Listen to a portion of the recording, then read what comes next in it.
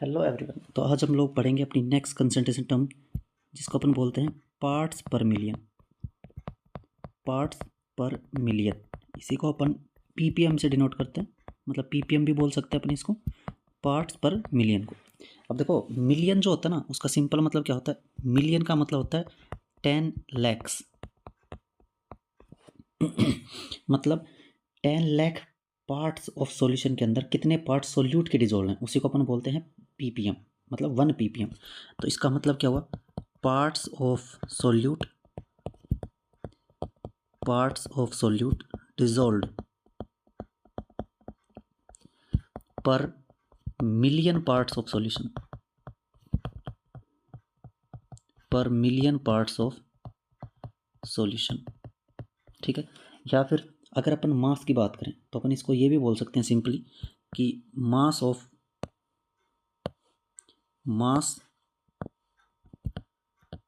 Solute dissolved पर million grams of solution. देखो, अगर पर मिलियन ग्राम्स ऑफ सॉल्यूशन बोल रहे हैं, इसका मतलब मास ऑफ सॉल्यूट भी अपने को ग्राम में लेना पड़ेगा। ठीक है। अब देखो, परसेंट का जो फॉर्मूला होता है उसमें अपन क्या करते हैं, परसेंट W/W का फॉर्मूला अपन ने देखा था। उसका फॉर्मूला क्या था, मास ऑफ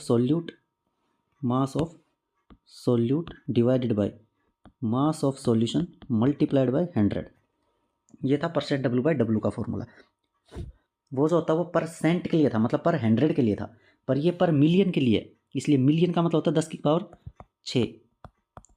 इसका मतलब ये है कि अपने को ये जो 100 है उसकी जगह लिखना पड़ेगा क्या, 10⁶, और ये बन जाएगा पीपीएम का फॉर्मूला। बस यही फ़र्क है, बाकी कोई फ़र्क नहीं है। ठीक है। तो पीपीएम और परसेंट W/W में क्या फ़र्क है, सिर्फ एक चीज़ का फ़र्क है, 100 की जगह 10⁶ आ जाएगा, बस, और कोई चेंज नहीं है। ठीक है। बस एक चीज़ अपने को ध्यान रखनी है कि WB और W सॉल्यूशन, इन दोनों की सेम यूनिट होनी चाहिए, या तो दोनों को ग्राम में लेंगे या फिर दोनों को ही किलोग्राम में लेंगे। ठीक है। सिंपल कंसेप्ट है बिल्कुल। क्वेश्चन करते हैं इसके ऊपर एक अपन, मान लेते हैं अपने पास एग्जाम्पल है फर्स्ट कि 10⁻² ग्राम ऑफ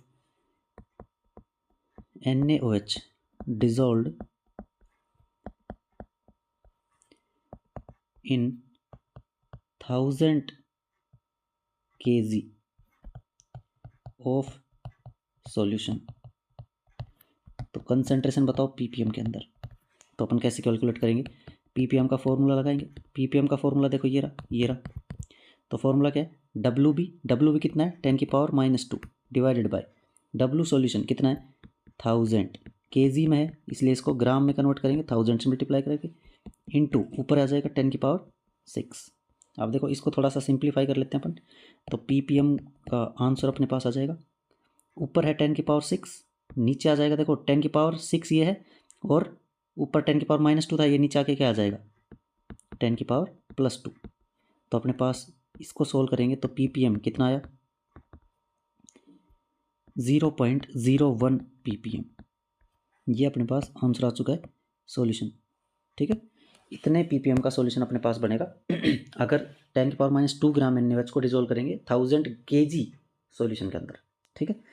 अगर अपन एक और क्वेश्चन करने का ट्राई करते हैं, मान लेते हैं अपने पास है 200 ग्राम, या अपन ले लेते हैं 20 ग्राम ऑफ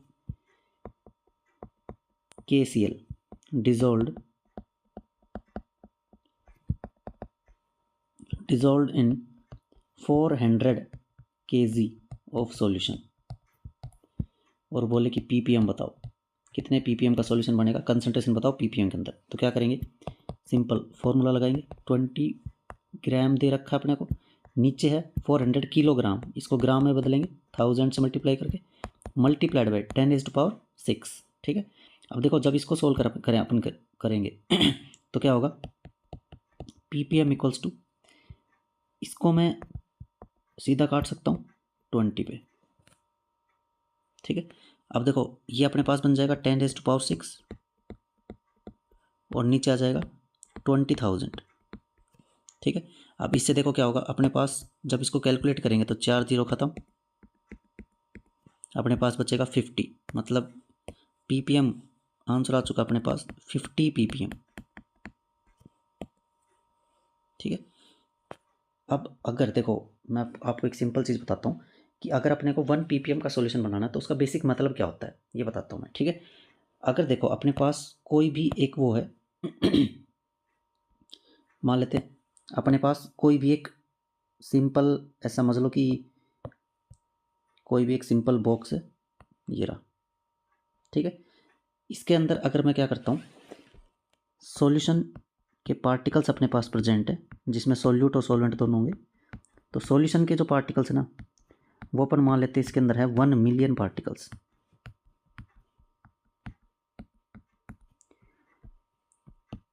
1 मिलियन पार्टिकल्स हैं इसके अंदर। 1 मिलियन पार्टिकल्स किसके हैं, सॉल्यूशन के।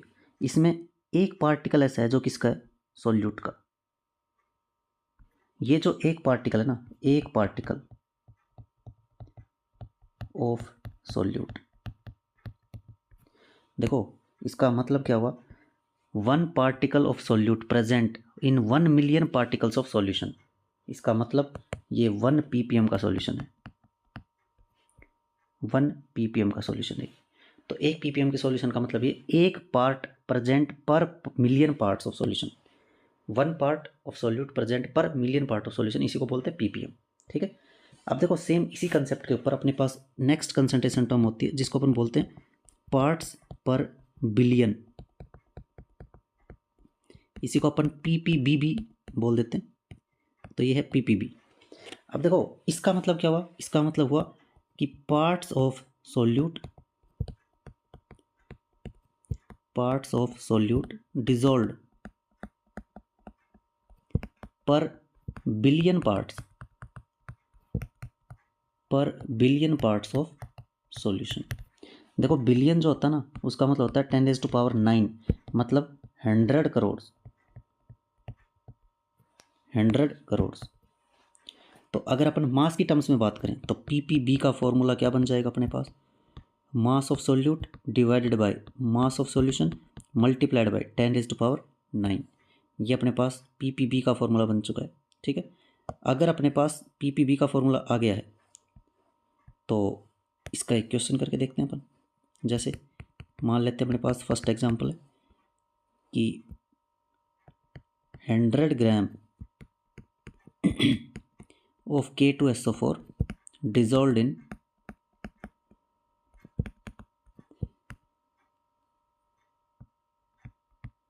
2000 kg ऑफ सॉल्यूशन। इसके लिए अगर ppb पूछ रहा है तो अपन क्या करेंगे, ppb इक्वल्स टू wb कितना है 100 डिवाइडेड बाय 2000, 2000 है मल्टीप्लाइड बाय 1000 करना पड़ेगा, क्यों, क्योंकि ग्राम में रखना है, मल्टीप्लाइड बाय 10⁻⁹। अब देखो ये जो है अपने पास 10⁻⁹, ये कितने जीरो हैं, 3 और 3 6, मतलब यहाँ से 10⁻³ बचेगा केवल। ठीक है। और 10⁻² पहले से इसके साथ, मतलब कितना आ चुका है अपने पास 10⁵ ppb। सही है, कोई दिक्कत वाली बात नहीं है। नेक्स्ट क्वेश्चन करते हैं। अगर मान लो अपने पास आ जाए 10 या 100 mole of NaOH dissolved in 4000 kg of solution.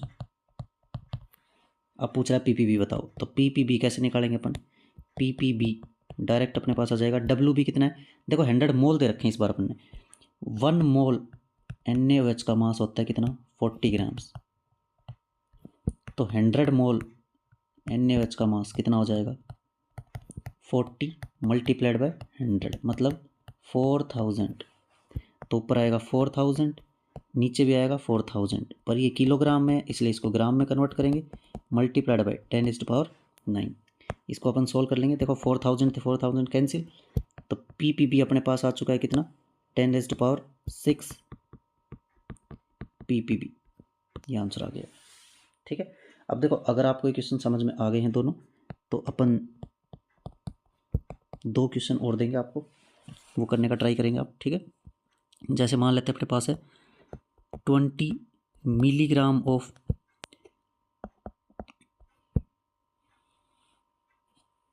Na2CO3 dissolved in 400 kg of solution। इसके लिए आप ppm कैलकुलेट करेंगे कि कितने ppm का सॉल्यूशन बनेगा, ठीक है। तो इसके लिए आप निकालेंगे ppm। अगर अपने पास है 40 millimole of KOH dissolved in 2 × 10⁴ kg of solution, इसके लिए आप निकालेंगे ppm, ठीक है। इन दोनों क्वेश्चन को करने का ट्राई करेंगे, उसके बाद नेक्स्ट क्लास में इनके सॉल्यूशन दूंगा मैं, ठीक है। तब तक के लिए पढ़िए अच्छे से, ओके। अब देखिए ये क्वेश्चन मैंने आपको लास्ट क्लास में दिया था, इसको सॉल्व करने का ट्राई करते हैं। देखो अपने को मास ऑफ सोल्यूट दे रखा है dissolve in 25 ml of H2O और मोलैलिटी पूछिए। तो देखो मोलैलिटी का फॉर्मूला क्या था, गिवन नंबर ऑफ मोल्स, अगर मास दे रखा है तो given mass of solute multiplied by 1000 divided by molar mass of solute into mass of solvent in grams. अब देखो इसने अपने को वॉल्यूम दे रखी है H2O की, अपने को पता है कि डेंसिटी ऑफ H2O जो होती है ना वो होती है 1 ग्राम पर ml, मतलब 1 ग्राम H2O 1 ml का होता है। तो 25 ml H2O कितने का हो गया, 25 ग्राम्स का, सीधी सी बात है। तो डेंसिटी जो होती है उसका फॉर्मूला क्या होता है, W/V। अगर अपने को वॉल्यूम दे रखी है और मास पूछा है तो मास क्या हो जाएगा, डेंसिटी मल्टीप्लाइड बाय वॉल्यूम। तो डेंसिटी है 1, वॉल्यूम है 25, तो W आ गया 25 ग्राम्स। इसको उठा के डायरेक्ट यहाँ रख देंगे अपन। तो मोलैलिटी आ चुकी है अपने पास, गिवन मास है 9 दे ही रखा है क्वेश्चन में, ये रहा, मल्टीप्लाइड बाय 1000, मोलर मास है 180 ग्लूकोज का इंटू 25, ठीक है। इसको सोल्व कर लेंगे, इसको जब सोल्व करोगे तो आंसर आएगा 2 मोल पर केजी, या 2 मोलल भी बोल सकते हैं, एक ही बात है, ठीक है। तो ये अपने पास आंसर आ चुका है। आई होप आप लोगों ने सही किया होगा। जिसका क्वेश्चन गलत हुआ है आपको पता ही क्या करना है, इस टाइप का क्वेश्चन वापस से गलत नहीं करना है, ठीक है, ओके।